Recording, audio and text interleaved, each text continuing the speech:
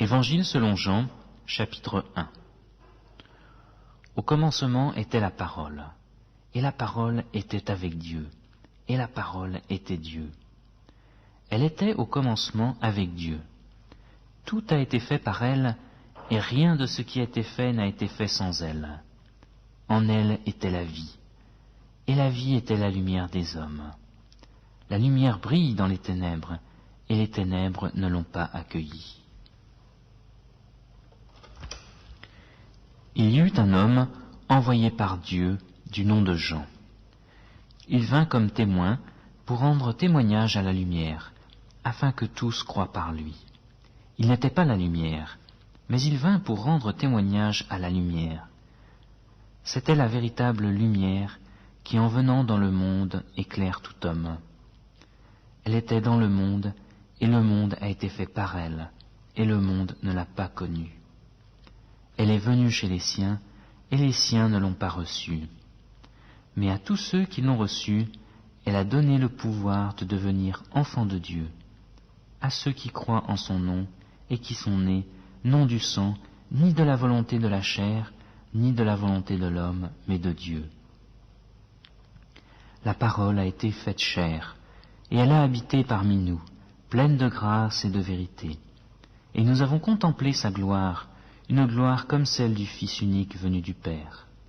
Jean lui a rendu témoignage et s'est écrié « C'est celui dont j'ai dit, celui qui vient après moi m'a précédé, car il était avant moi. » Et nous avons reçu tous de sa plénitude, et grâce pour grâce, car la loi a été donnée par Moïse, la grâce et la vérité sont venues par Jésus-Christ. Personne n'a jamais vu Dieu. Dieu, le Fils unique, qui est dans le sein du Père, lui, l'a fait connaître. Voici le témoignage de Jean, lorsque les Juifs envoyèrent de Jérusalem des sacrificateurs et des Lévites pour lui demander « Toi, qui es-tu » Il confessa, sans le nier, il confessa « Moi, je ne suis pas le Christ ». Ils lui demandèrent « Quoi donc? Es-tu Élie » Il dit « Je ne le suis point. » « Es-tu le prophète » Et il répondit « Non. » Ils lui dirent alors « Qui es-tu » afin que nous donnions une réponse à ceux qui nous ont envoyés. « Que dis-tu de toi-même » Il dit « Je suis la voix de celui qui crie dans le désert. Rendez droit le chemin du Seigneur, comme a dit le prophète Isaïe. » Ceux qui avaient été envoyés étaient des pharisiens. Ils l'interrogèrent et lui dirent « Pourquoi baptises donc, si ce n'est pas le Christ, si tu n'es ni Élie ni le prophète ?» Jean leur répondit « Moi, je baptise dans l'eau. Au milieu de vous, il en est un que vous ne connaissez pas et qui vient après moi. Je ne suis pas digne de délier la courroie de sa sandale. »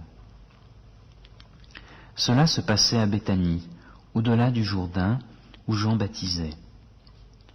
Le lendemain, il vit Jésus venir à lui et dit « Voici l'agneau de Dieu, qui ôte le péché du monde.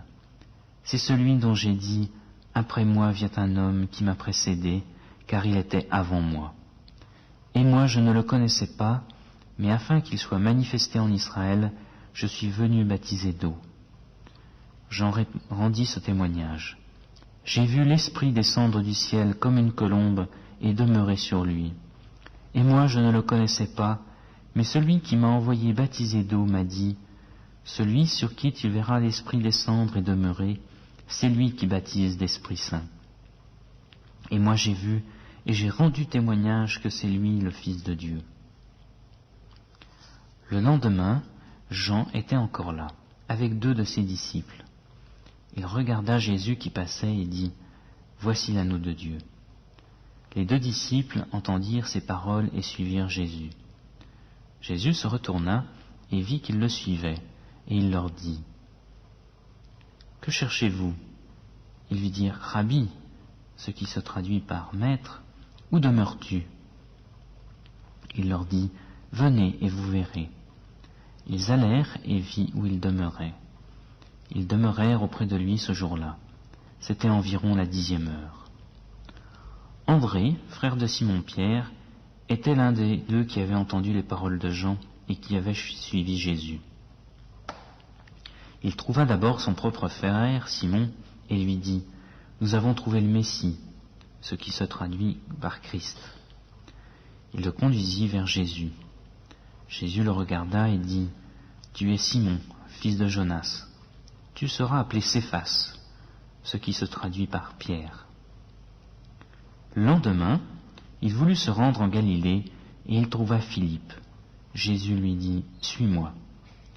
Philippe était aussi de Bethsaïda, la ville d'André et de Pierre.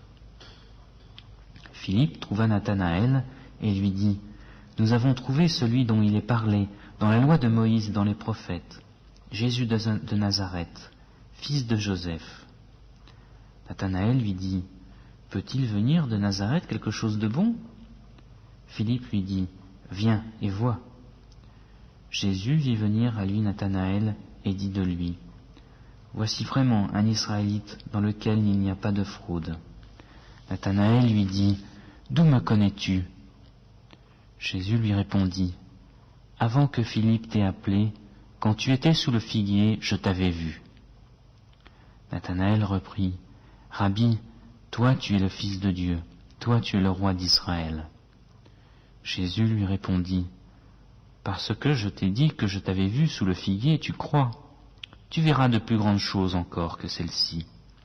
En vérité, je vous le dis, vous verrez le ciel ouvert et les anges de Dieu monter et descendre sur le Fils de l'homme. »